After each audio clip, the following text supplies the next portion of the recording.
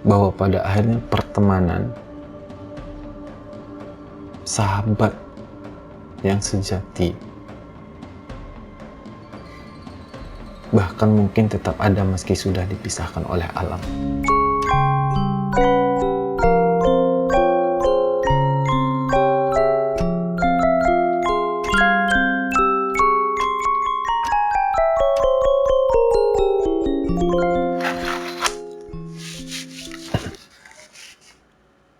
Oh hai, selamat datang di channel Sing Bau Rekso, channel yang akan menemani malam-malam Anda dan membuat tidur Anda menjadi tidak lelap, karena saya akan membacakan kisah-kisah misteri yang membuat bulu kuduk Anda merinding. Jadi, pasang earphone Anda, pejamkan mata Anda dan biarkan rasa takut menyelimuti diri Anda, karena inilah Sing Bau Rekso. Kali ini saya akan menceritakan kisah puluhan tahun lalu. Cerita ini saya dapatkan ketika masih kecil. Tapi karena cerita ini begitu membekas sekali sampai sekarang. Cerita ini adalah cerita di tahun 1944 hingga 1945. Waktu itu terjadi pembantaian besar-besaran di Kalimantan Barat. Di tahun itu terjadi pembantaian besar-besaran oleh tentara Jepang kepada warga Kalimantan, baik itu politisi, agamawan, budayawan, cendekiawan, atau rakyat jelata. Pokoknya yang udah berusia 12 tahun ke atas akan diculik, dibawa ke lapangan, kemudian dieksekusi, baik menggunakan samurai ataupun senapan. Teman-teman yang ahli sejarah, tolong koreksi saya jika saya salah. Nah, ini yang akan saya kisahkan. Tragedi itu disebut tragedi Mandor Berdarah, dan sampai sekarang monumennya masih berdiri dengan kokoh, di mana monumen itu menceritakan begitu kelam, begitu pilu, begitu menakutkan kejadian di masa itu. Dan sekarang menjadi objek pariwisata. Mudah-mudahan tempat itu terawat, karena saya sudah lama sekali tidak ke sana lagi. Oke, bukan tragedinya yang akan saya ceritakan, tapi saya ingin menceritakan bahwa ada orang yang selamat saat tragedi itu terjadi. Ada dua tokoh yang akan saya ceritakan. Tentu saja ini bukan nama asli, untuk mempermudah penceritaan saja. Di mana orang yang pertama ini saya beri nama Ilham, yang kedua saya beri nama Martinus. Dia bersuku Melayu, dan Martinus temannya ini adalah bersuku Dayak. Oke, jadi ceritanya begini. Ilham dan Martinus pada hari itu tertangkap. Ilham dan Martinus dimasukin ke dalam karung, yang kemudian nanti bersama rakyat-rakyat yang lain akan dibawa ke tanah lapang, kemudian dieksekusi mati. Ilham dan Martinus sudah dinaikkan ke truk. Tapi beruntungnya ikatan karung dari Martinus itu terlepas, sehingga Martinus bisa keluar dari karungnya. Tentu saja orang yang pertama kali dicari adalah Ilham. Ilham, Ilham, Ilham, begitu kata Martinus pelan-pelan. Ilham mendengar suara Martinus, langsung mencoba bergerak. Martinus, tolong saya. Martinus, tolong saya. Akhirnya Martinus dengan sekuat tenaga, dengan giginya, dengan tangannya berusaha untuk membuka karung itu, sehingga terlepaslah karung itu. Martinus mengajak Ilham untuk lari, tapi Ilham sudah di titik yang, ya, kalau nggak lari juga besok bakal mati. Ilham sebenarnya sudah skeptis. Toh ya kalau nggak mati di tangan Jepang, mati kelaparan. Sama aja. Kalau nggak hari ini ya besok bakal ketemu Jepang juga. Begitu kata Ilham. Tapi Martinus enggak. Martinus masih berusaha untuk mencoba meyakinkan Ilham. Kita bisa selamat. Martinus bilang nanti kalau kita udah mau lewat jembatan, kita terjun berdua.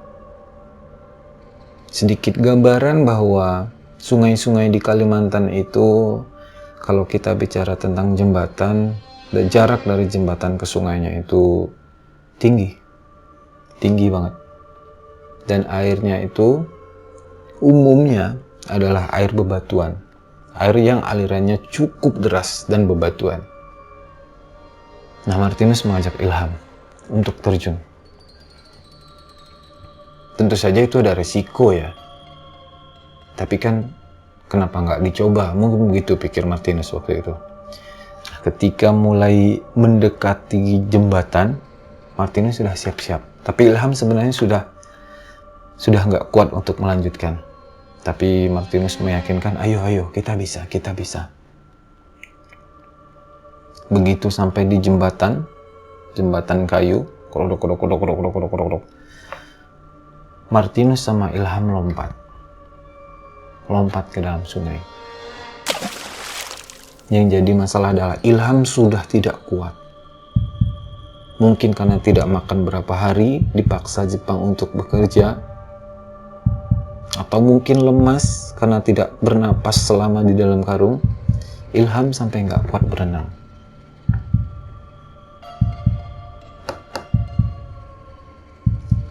Ilham nggak mampu mencapai tepian. Untungnya ketika Ilham sudah di titik ingin menyerah pada keadaan, ada tangan yang menyambut tangan Ilham, yaitu tangan Martinus. Martinus sudah sampai. Martinus sudah berada di tepian.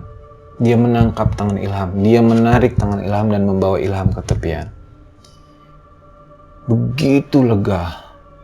Begitu bahagia Ilham. Karena dia sudah nggak kuat sebenarnya. Mereka mencoba istirahat mungkin untuk sebentar. Lalu kemudian mencoba untuk melanjutkan perjalanan. Karena waktu juga sudah hampir malam. Ilham mengajak Martinus untuk berjalan. Karena Martinus yang tahu jalan. Martinus hafal banget soal hutan. Sayangnya, ketika Ilham sadar, kaki Martinus itu patah. Dia nggak bisa melanjutin perjalanan. Mungkin kena batu waktu dia melompat. Jadi yang mereka lakukan adalah Ilham menggendong Martinus. Martinus yang nunjukin jalan. Lewat sini. Mereka masuk semakin dalam ke hutan. Karena Martinus tahu di ujung sana masih ada kampung. Masih ada orang. Berharap di tempat itu belum disamperin sama Jepang.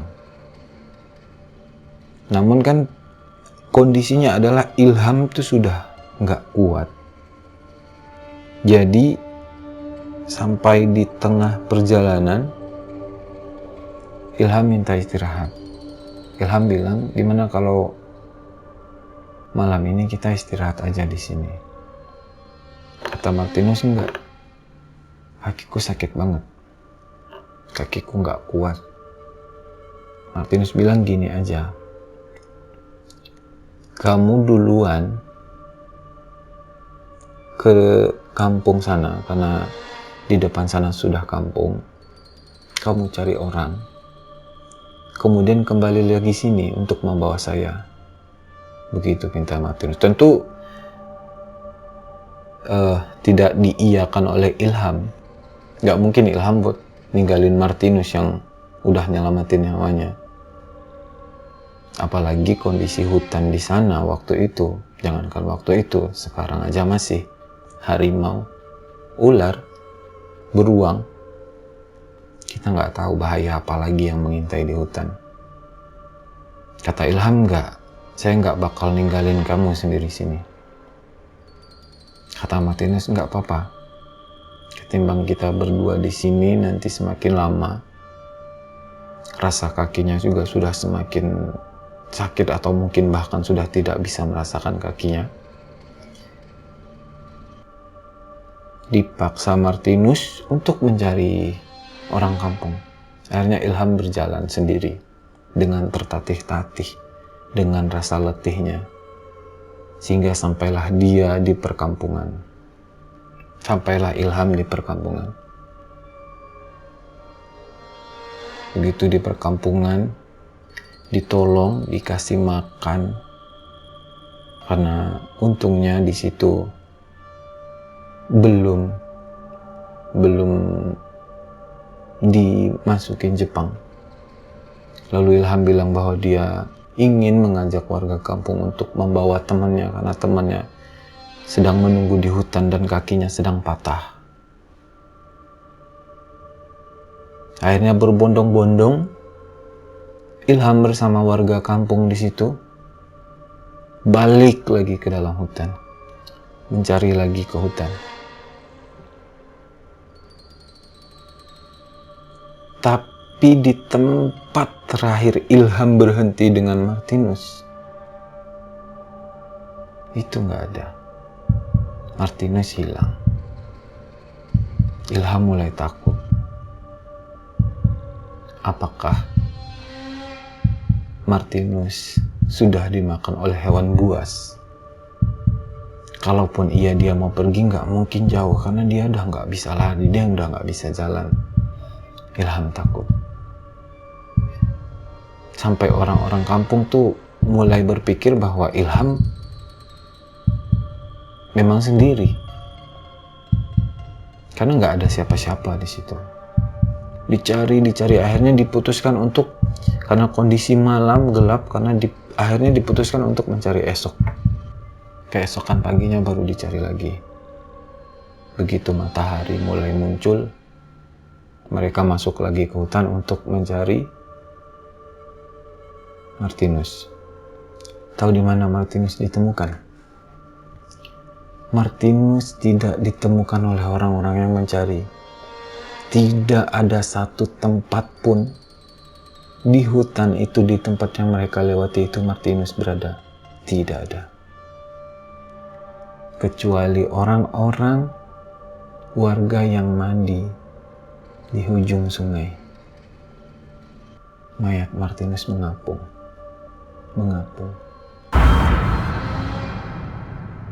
Ketika diangkat, dibawa, ketika orang-orang rombongan yang tadi masuk ke hutan sudah pulang, Ilham baru sadar, itu Martinus. Dan tahu kenapa? Kakinya patah.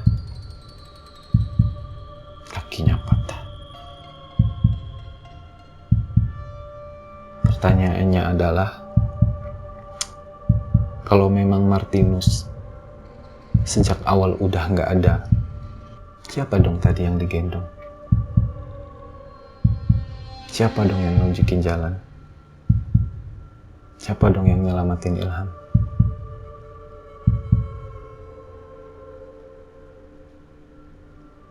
Dan Ilham tetap melalui harinya, dan dia selamat. Jadi itulah kisah hari ini. Bahwa pada akhirnya pertemanan, sahabat yang sejati, bahkan mungkin tetap ada meski sudah dipisahkan oleh alam. Jadi saya berpesan kepada teman-teman yang mendengar kisah kali ini, kisah hantu yang tak biasa. Siapapun dari kalian yang punya teman dekat, yang punya sahabat dekat, yang udah lama banget gak kalian hubungin deh besok, tanyain, gimana kabar lo? Hei, telepon. Gimana? Sehat nggak? Itu aja sih. Mudah-mudahan kita bisa belajar dari Ilham dan Martinus. Sampai jumpa di episode selanjutnya tentang kisah hantu yang tak biasa. Jangan lupa di like, komen, dan subscribe. Karena saya akan menghantui Anda lagi di malam selanjutnya. Saya Uul pamit. Inilah Sing Bau Rekso.